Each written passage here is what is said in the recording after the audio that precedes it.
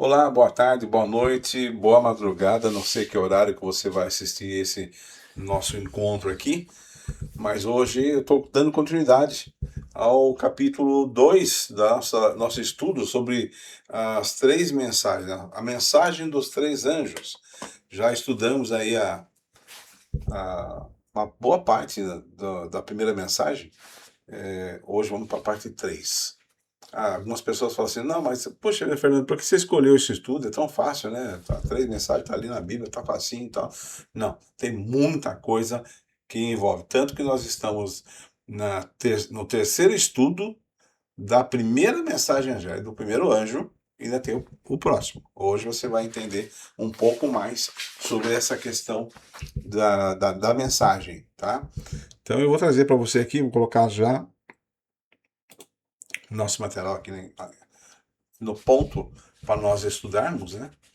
E também vou deixar para você, eu guardei aqui, vou deixar para você aí a informação que também acho muito importante, que você pode obter todo esse material aqui através do nosso site, asprofecias.com.br.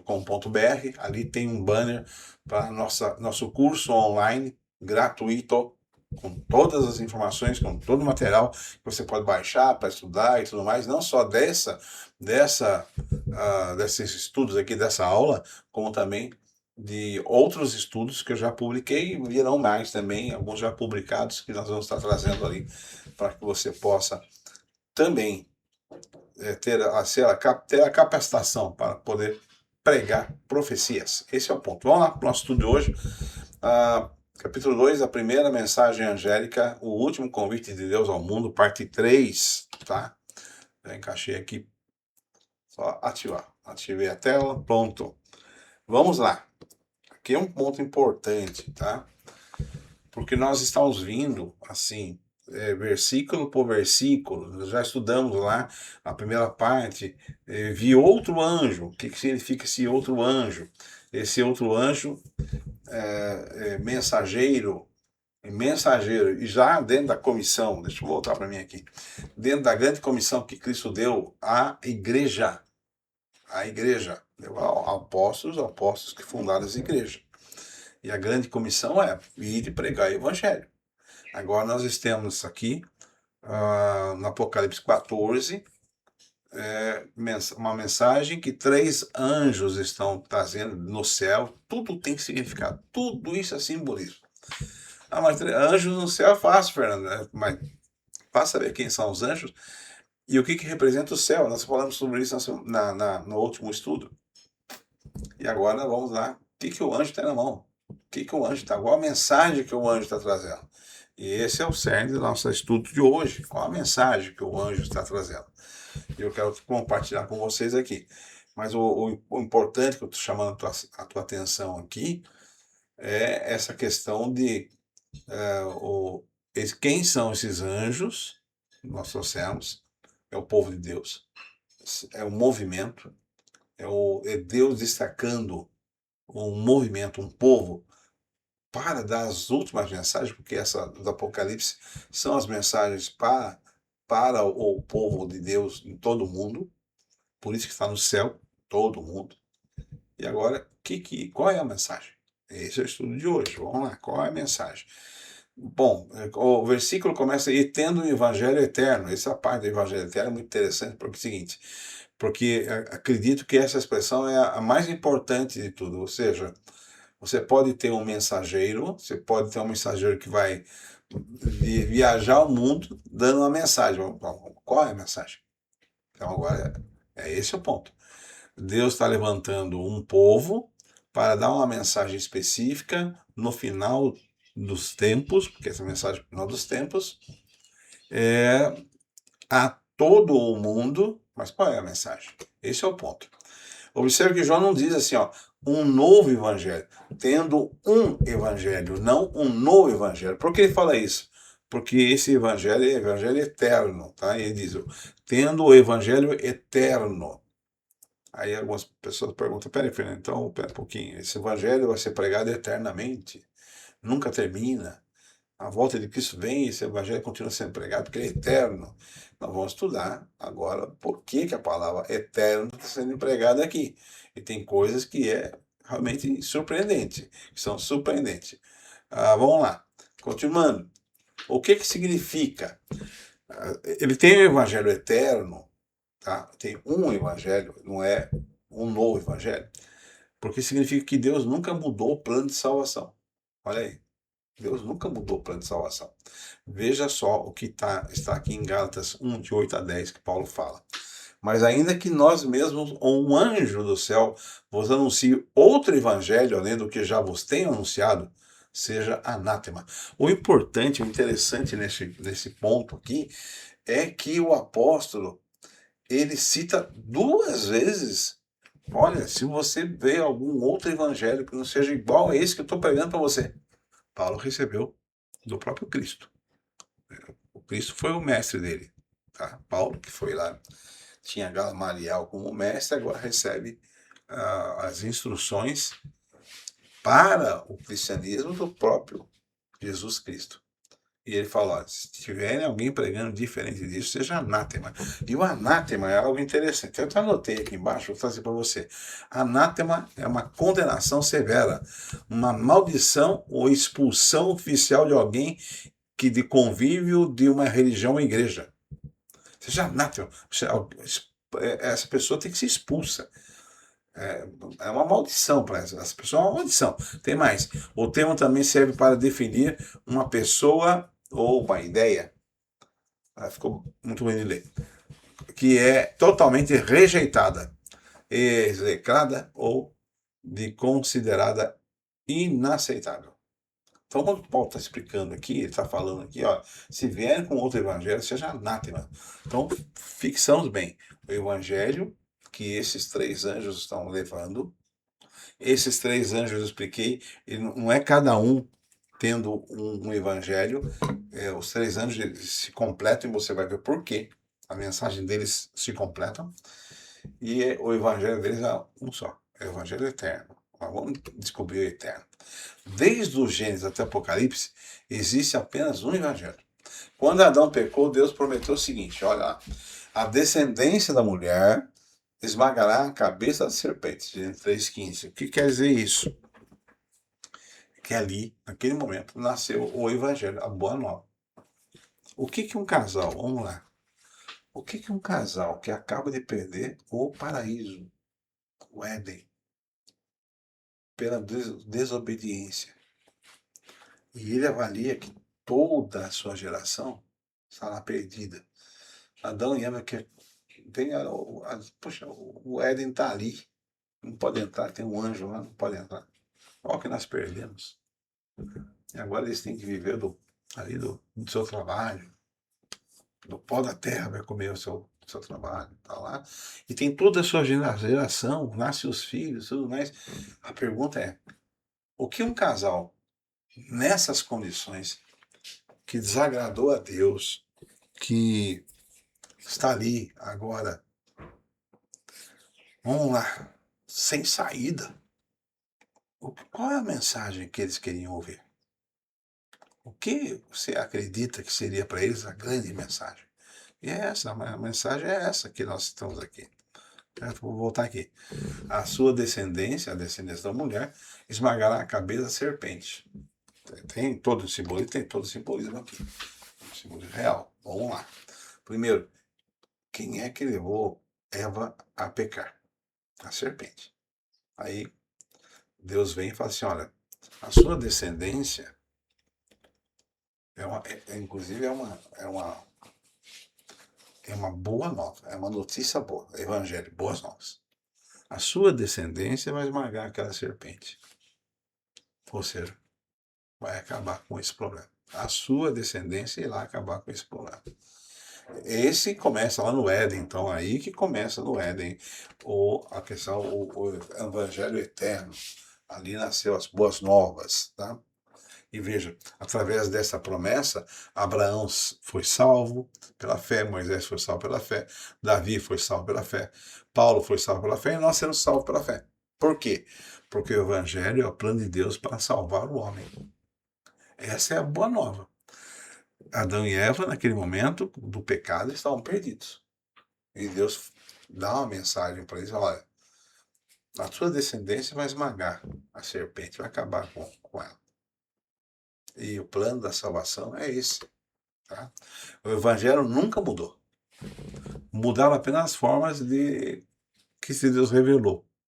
Deus não mudou os planos, não mudou a ordem das coisas, não mudou o evangelho. O evangelho é a mensagem, deixa eu botar aqui. O evangelho é a mensagem de que o homem estava perdido, merecedor da morte, mas que Deus, na sua bondade, ele ia resgatá-lo da garra do inimigo. E muito mais que, é muito mais que isso. Tá? Vamos lá. Então, essa é a parte do evangelho. Vamos ficar aqui. Bom, desde quando existia o evangelho? O evangelho existia lá na criação? A resposta é sim. No sentido que o plano da redenção foi estabelecido antes da fundação do mundo. E aqui tem a passagem. 1 Pedro 1,20. Pedro escreve: Cristo foi conhecido antes da fundação do mundo. Detalhe importante. E aqui agora você vem de novo. E sabendo que não foi por coisas corruptíveis, como prata ou ouro, que fossem resgatados da vossa vã maneira de viver. Porque por tradição recebeis vossos pais. Eles contavam um para o outro. Mas com o precioso sangue de Cristo, como de um cordeiro imaculado e incontaminado, o qual, na verdade, em outro tempo foi conhecido, ainda antes da fundação do mundo. Ponto aqui.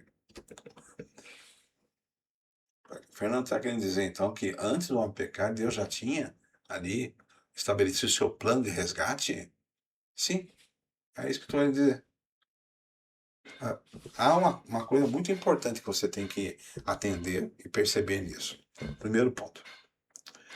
Deus, ele tem os seus atributos que o homem não tem. Deus é onisciente. Onipresente e onisciente. Onisciente. Ele sabe todas as coisas. Não é todas as coisas desde o começo até o fim. Ele sabe todas as coisas antes até de acontecerem, antes de ser. Antes de ser, Deus já sabe. Então, se nós levarmos assim, então Deus, ele montou um plano B. Caso o homem pecasse, então ele teria um plano B.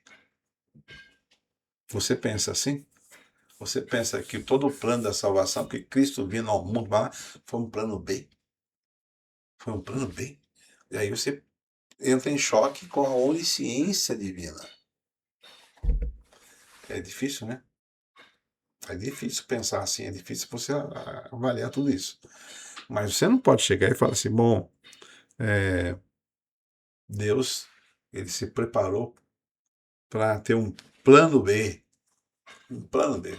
Deus não tem plano B. Você não é fruto de um plano B. A salvação não é fruto de um plano B. E Cristo Jesus não é fruto de um plano B. Tá? Deus sabia todas as coisas. Antes de acontecer, ele já sabia. E ele preparou. Aí você pode pensar, nossa, que maldade na terra todo dia, porque ele simplesmente não terminou com o mal. Porque Deus, no conhecimento dele, sabe aonde vai chegar. Tá? Aí entra muitas coisas. Só quero deixar para vocês assim, você não é fruto de um plano B. Tá? No Apocalipse 13, versículo 8, você tem uma outra afirmação. O cordeiro que foi morto desde a fundação do mundo. Mas espera aí, não é que Cristo morreu na fundação do mundo. Tá? Veja o versículo, a profundidade. É por isso que você tem que estudar texto e contexto. Você tem que avaliar tudo e olhar a Bíblia como um todo, não só um versículo. O que está sendo falado aqui? O que o apóstolo João agora, Pedro, Paulo, agora João. O que João está falando aqui? Que o Cordeiro de Deus foi morto desde a fundação do mundo. Por que foi morto desde a fundação do mundo? Porque ele já havia se entregado para o sacrifício desde a fundação do mundo. Porque tinha conhecimento de todas as coisas. Não houve assim, o Adão e Eva pecaram. E aí tem uma sala de reunião, aí está Cristo ali, Deus, o Espírito Santo, e aí agora, o que nós vamos fazer? Tem que ter um plano B aqui. Então, alguém tem que ir lá pagar o preço do pecado, meu? E Jesus falou assim, eu vou. Não foi assim. Você pode até fantasiar, assim, não, Jesus mocinho, né? Mas Jesus é mocinho mesmo, tá? Jesus é o mocinho, né? É o principal. Mas não foi assim, tá? Deus não foi pego de surpresa. Voltando aqui para vocês. Bom,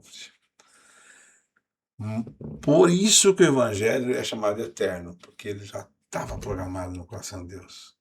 Por isso que quando o primeiro anjo proclama ou um evangelho eterno, ele está anunciando a boa notícia de que o grande conflito iniciado pelo pecado está chegando ao seu desfecho e que Deus, por meio de Cristo, está restaurando definitivamente o seu governo e a sua criação.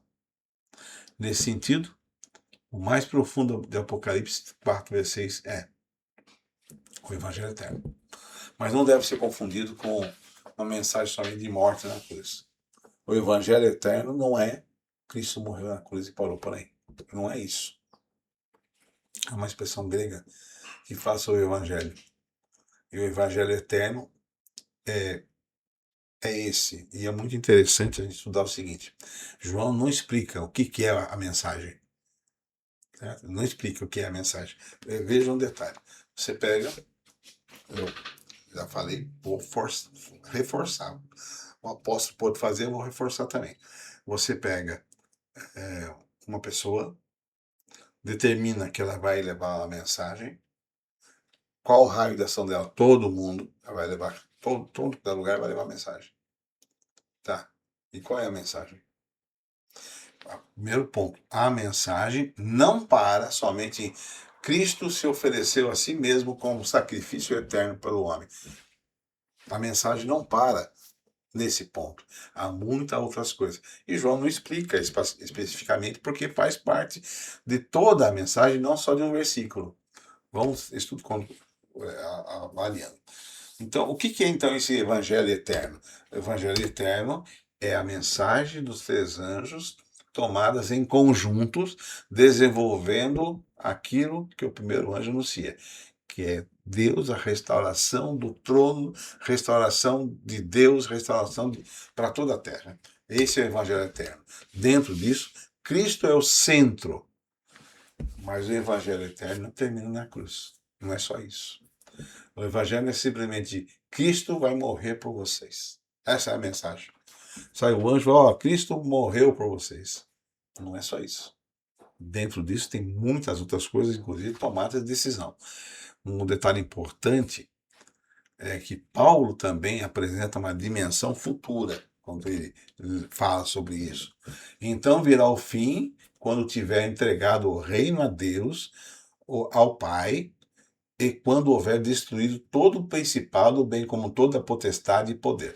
Que Paulo está querendo dizer o seguinte, que o plano, o evangelho eterno, que surgiu daquela mensagem de a tua descendência esmagará a cabeça da cobra, aquele plano que põe fim no pecado, no originador do pecado e na ação do pecado nesse mundo, será concluída lá para frente, quando Jesus agora entregar o seu reino ao Pai.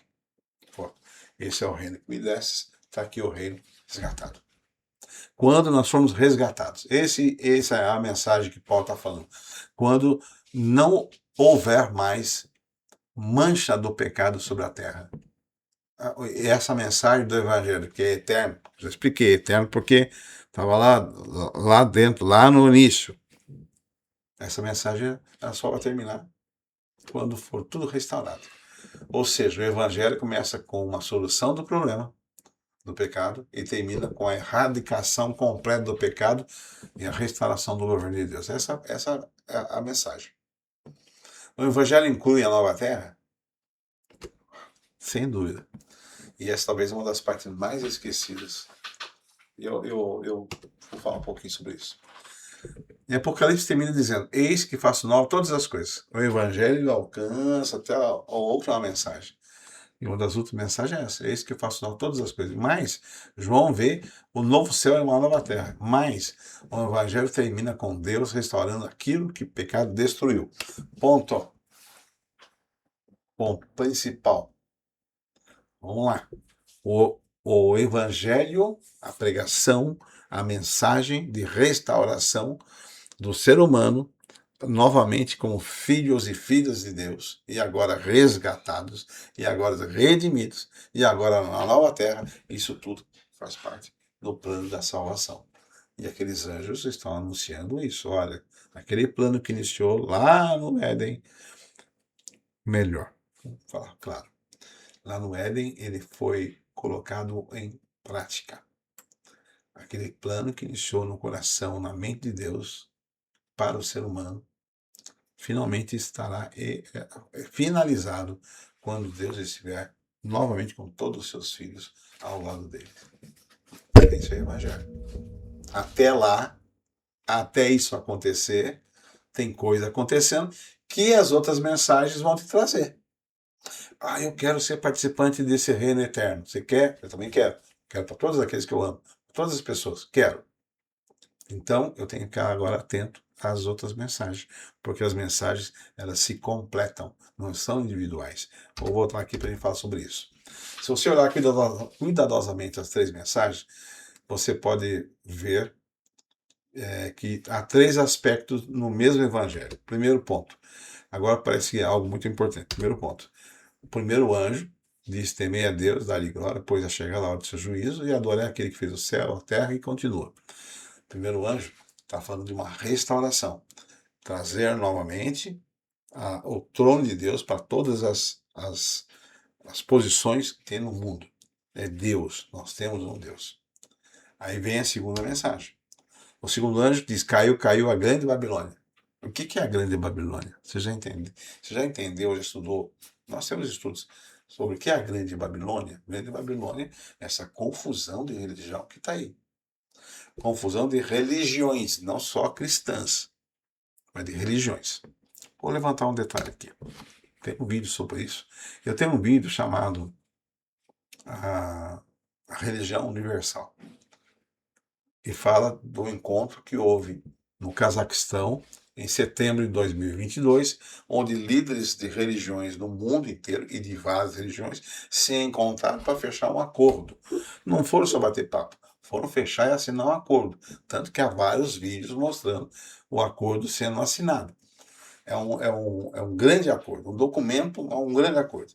E sabe o que mais me impressionou? Porque eu ouço falar sobre ecumenismo, que é a união das igrejas, desde que me tornei adventista na década de 80. O ecumenismo. E eu vindo de uma outra igreja, eu venho da ascendência católica, de outra igreja, eu achava impossível um católico se unir com um crente. Eu achava impossível isso. E depois, olhando o mundo dos crentes, eu falei: é impossível esses caras também se unirem dessa forma. Existiam lá igrejas que se uniam assim e tal, mas era cada um puxando a sardinha pro seu lado, era uma briga danada pelo poder. Foi impossível. E isso veio desde a década de 60. Veio um programa, principalmente da Igreja Católica, para fazer com que, o quê? Para fazer com que se voltassem, as igrejas cristãs se aglutinassem numa só. Mas o plano cresceu. E o plano, não, agora vamos pregar para o mundo. E aí eu se encontro lá no Cazaquistão, tem esse. E aí a conclusão que eu tenho é a seguinte: vamos lá. As religiões se uniram. Cada religião com seus dogmas. E eu achava impossível. Como cada religião tem o seu dogma, cada um tem o seu. Como se unir?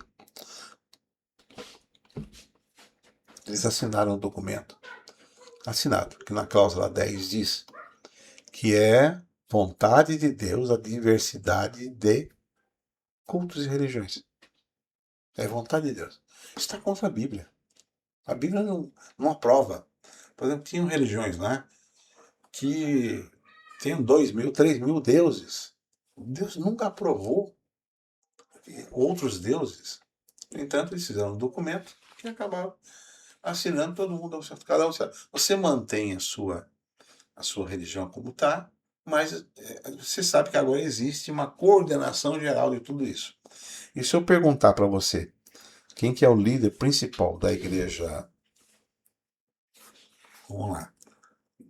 Da igreja, não, da teologia do confucionismo, não acredito que você não vai saber. Quem que é o líder geral, né, da, da igreja, por exemplo,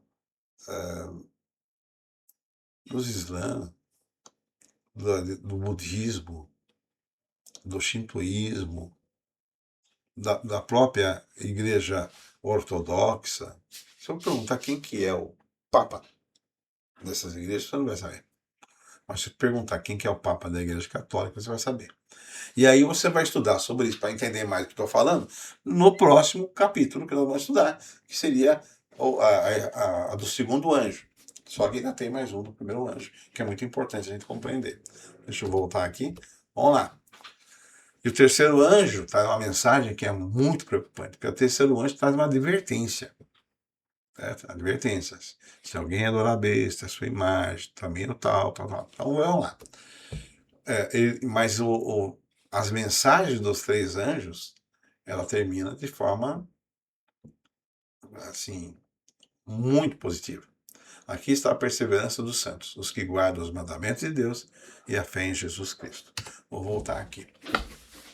A mensagem do terceiro anjo, que está nesse compêndio que vamos estudar, o porquê que é isso, por que a advertência se você aceitar a marca da besta? Então, vamos fazer um estudo mais profundo, tá? Por que Deus adverte para não aceitar a marca da besta? Quais as implicações na sua vida? Qual é a marca da besta? Quando ela começou? Por que ela começou? Qual a consequência? O que Deus está fazendo? O que você tem que fazer? E o que o inimigo está fazendo? Então, a mensagem de 3 anos é facinha. Não é facinho. Tem muita coisa dentro, tá vendo? Primeiro anjo já dividimos em 4 estudos, para entender todos os simbolismos. E falando em simbolismo, tu te lembra que eu já anunciei aqui que, como adventista do sétimo dia, o meu método de interpretação das escrituras, principalmente na parte de profecias, é o historicista por recapitulação. Por quê? Porque é o método que Deus instituiu e que não foi mudado pelo homem.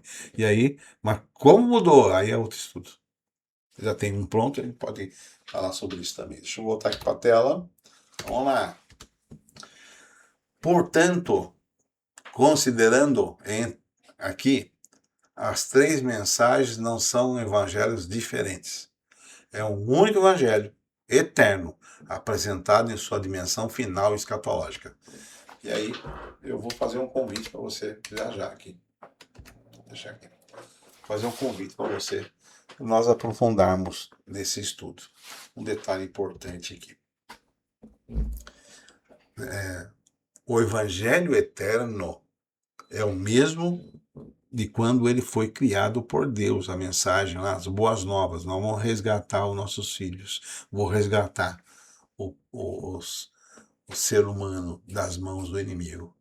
E o plano, todo o projeto do plano, foi dado sequência e ele não terminou na morte de Jesus na cruz. Muitos pregadores vão lá falam sobre Jesus e a morte na cruz. Terminou. E enaltece toda a parte do sacrifício de Jesus que tem que ser enaltecido. Mas veja o seguinte, ele vai além. Aí alguns pregadores vão lá até a ressurreição de Cristo. Ele morreu e ressuscitou. Amém. Vamos louvar a Deus. Amém. Tinha que acontecer e aconteceu. E é surpreendente. Aconteceu, surpreendente. Aí outros vão se aprofundando mais. Agora, Cristo sai da terra, é assunto ao céu e está à direita do Pai. E aí fica à direita do Pai. Tá? Aguardando um momento de vir buscar-nos. Mas Cristo tem um papel no santuário celestial.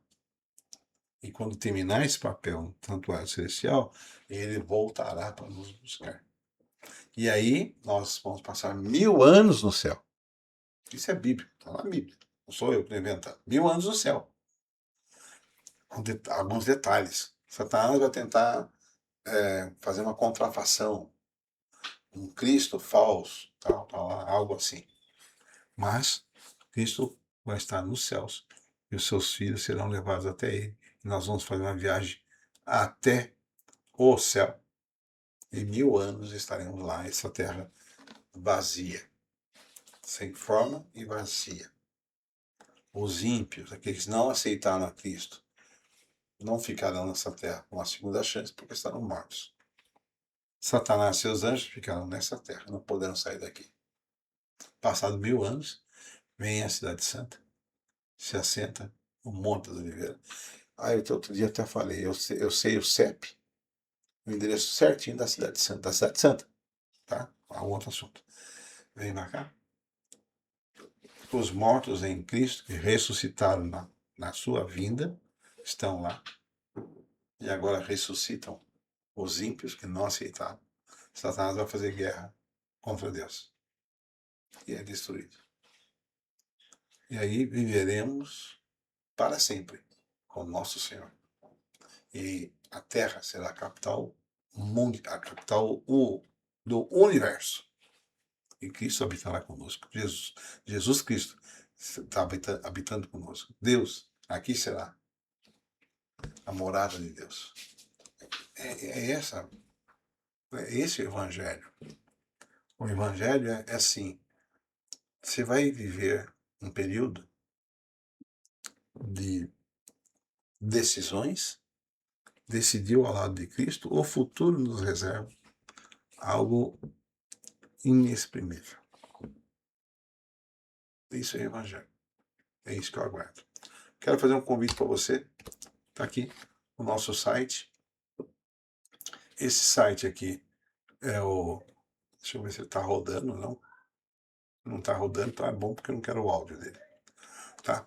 Esse é o meu site, asprofecias.com.br, já mostrei algumas vezes aqui. E lá nas profecias você tem aqui o curso gratuito, cursos gratuitos.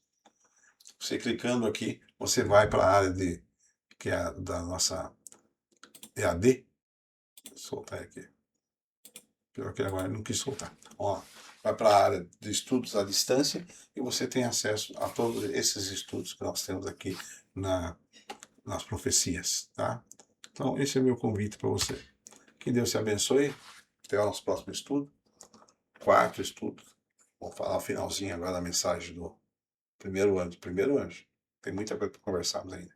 Deus te abençoe, te guarde, lhe dê paz, saúde e muitas bênçãos.